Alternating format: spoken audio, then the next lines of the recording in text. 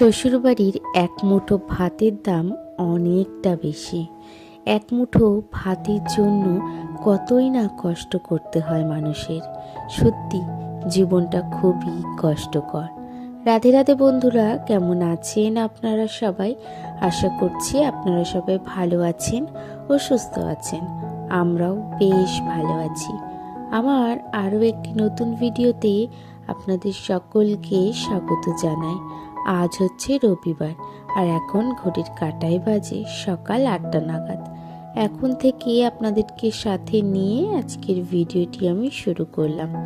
ঘুম থেকে উঠেছি অনেকক্ষণ আগে। উঠে আগে সকালের সমস্ত কাজবাজ সেরে স্নান সেরে নিয়েছি। তো এদিকে স্নান করে একেবারে কিন্তু রেডি হয়ে চলে এসেছি ছাদে। যে জামা প্যান্টগুলো কেচেছিলাম স্নানের আগে, সেগুলোকে এখন এক এক করে মেলে দিচ্ছি। তো তারপরে এসে ঠাকুর প্রণামটা সেরে নিয়েছি আর গুরুদেবের নামটি নিয়ে নিয়েছি। তো তখন দেখলাম পুজো দেয়া হয়নি, তাই মাকে জিজ্ঞেস করে এখন আবার আমি বেলার পুজোটি দিয়ে দিচ্ছি। এদিকে তো সমস্ত কিছুই জোগাড় করে এখন আরতিটি করে নিচ্ছি। নিবেদন করা হয়ে গেছে, তারপরে এখন এই যে ধূপকাঠি আর প্রদীপ দিয়ে প্রথমে আরতি করে আরও বাদবাকি সমস্ত আরতি সেরে এখন কাঁসাটা বাজিয়ে নিচ্ছি। এদিকে তো আমার পুজো দেওয়া হয়ে গেছে আর ওপরের কাজ মোটামুটি সমস্ত কিছু হয়ে গেছে, তাই নিচে চলে এসেছি। নিচে এসে দেখি তাতানের পাপাও ঘুম থেকে উঠে গেছে, সেই জন্য কিন্তু বিছানাটাকে গুছিয়ে নিচ্ছি। এদিকে দেখুন, বিছানাটাকে গুছিয়ে নেওয়ার পরে এক সাইডে কিন্তু ব্ল্যাঙ্কেটগুলোকে ভাঁজ করে রেখে দিচ্ছি। এখন শীতটা সেরকম নেই, তো সেই জন্য 3টে ব্ল্যাঙ্কেট আমাদের ইউজ করা হয় না। তো ভাবছি ব্ল্যাঙ্কেটগুলো ধুয়ে দেবো, কিন্তু কি বলুন তো, একার পক্ষে না এই ভারী ভারী ব্ল্যাঙ্কেট গোছানো সত্যি বলতে সম্ভব হয় না। তো সেই জন্য তাতানের পাপা একটু ফাঁকা হলে সেদিনকে ধুয়ে দেবো। তো এদিকে তো বিছানা গোছানো হয়ে গেছে, জানলাটিও খুলে দিয়েছি। তারপরে আজকে এসেছে আমার বাবা। তাই দেখুন আমার বাবা কি কি জিনিস নিয়ে এসেছে। কাল যেহেতু শিবরাত্রি করব, সে কারণে ফুল নিয়ে এসেছে। আর এগুলো হচ্ছে আমাদের গাছের কুল। এক ব্যাগ তো কুল পাঠিয়েছে, আর তার সাথে সাথে আমার খুব পছন্দের চষি পিঠে, সেটাও একেবারে করে পাঠিয়েছে। আর এদিকে তাতানের পাপা যেহেতু লাউ শাক খেতে ভালোবাসে, সেই জন্য মা আবার লাউ শাকও পাঠিয়ে দিয়েছে। আর এই জামা প্যান্টগুলো ভাই গেছিল হচ্ছে বোলপুরে, তো সেখান থেকে সোনাঝুরি হাট থেকে কিনে নিয়ে এসেছে। আর তাদের জন্য কিছু খেলনা, তো সেটা মা আবার পাঠিয়ে দিয়েছে। জানেন তো, মা বাবার আবদার, মা বাবার কাছে যে ভালোবাসাটা পাওয়া যায়, সেটা কিন্তু অন্য কোথাও কখনোই পাওয়া যায় না। এই ভালোবাসাটা পাওয়ার জন্য কতই না কষ্ট করতে হয়। আমাদের জীবনে এক মুঠো ভাতের দাম কিন্তু অনেকটা বেশি, আর এই এক মুঠো ভাতের জন্য আমরা সারাটা দিন কতই না কষ্ট করি।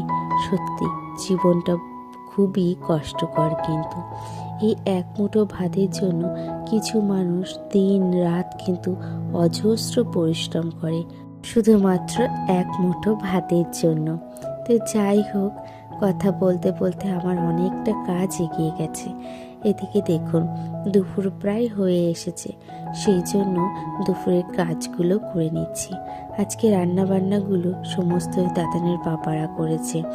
যেহেতু কালকে আমাদের পুজো মানে শিবরাত্রি করব, সেই জন্য মা বলল আজকে আর কোনো রকম মাছ মাংসের হাত দিও না, ওরাই আজকে রান্নাবান্নাগুলো করে নেবে। তো সেই জন্য রান্নাবান্না তো কিছু করিনি, এদিকে বাইরের কাজগুলো করে নিচ্ছি। দেখুন, দুপুরবেলা ঘটে ঝাড় দিয়ে সমস্ত জলের বোতলগুলোতে জল ভরে নিয়েছি। তারপরে চলে এসেছি ছাদে।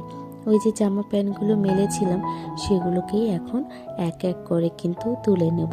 এদিকে সমস্ত জামা প্যান্টগুলো তুলে নিয়েছি, এদিকে কিন্তু ভাঁজ করতেও শুরু করে দিয়েছি। দেখুন কত পরিমাণে জামা প্যান্ট। আমাদের যদি একটা দিন জামা প্যান্ট না গোছানো হয়, তারপরে দিন জামা প্যান্টের পরিমাণটা এই রকমই বেশি হয়ে থাকে।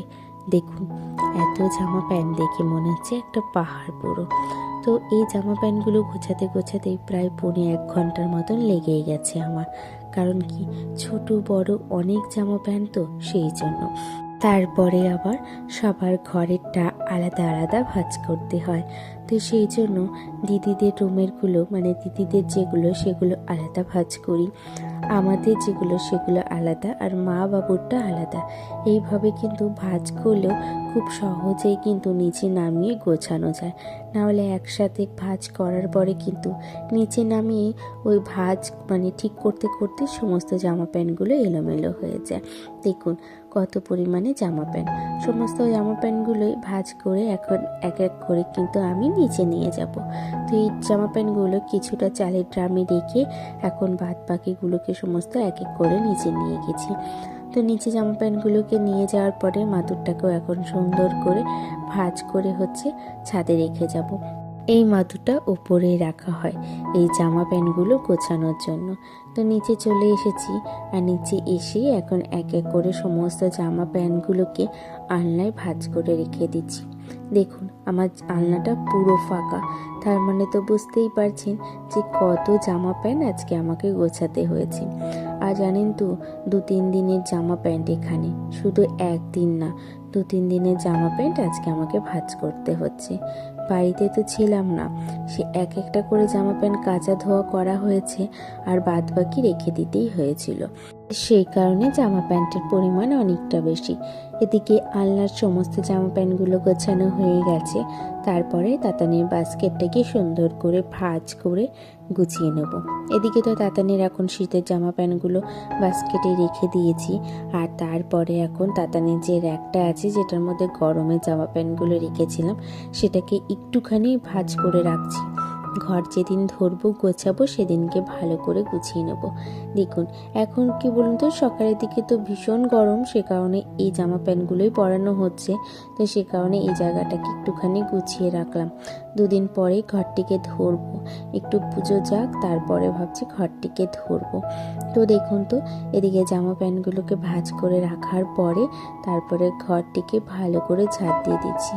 কারণ কি হয়েছে, জামা প্যান্টগুলোকে মানে রাখার পরে না, আর তাতানের পাপাও দেখলাম খাবার ফেলেছে, মানে তাতানকে ওই বাদাম খুলে দিচ্ছিল, সে বাদামের খোসা পড়েছে, সেই জন্য একটুখানি কিন্তু ঘরটা বেশ নোংরা হয়েছে। তো এই কারণে ভাবলাম কি ভালো করে ঝাড় দিয়ে মাদুরটাকে পেতে দিই।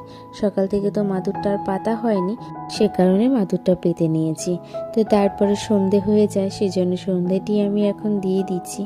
তো চলুন আজকের মতন ভিডিওটা আমি এখানেই শেষ করলাম।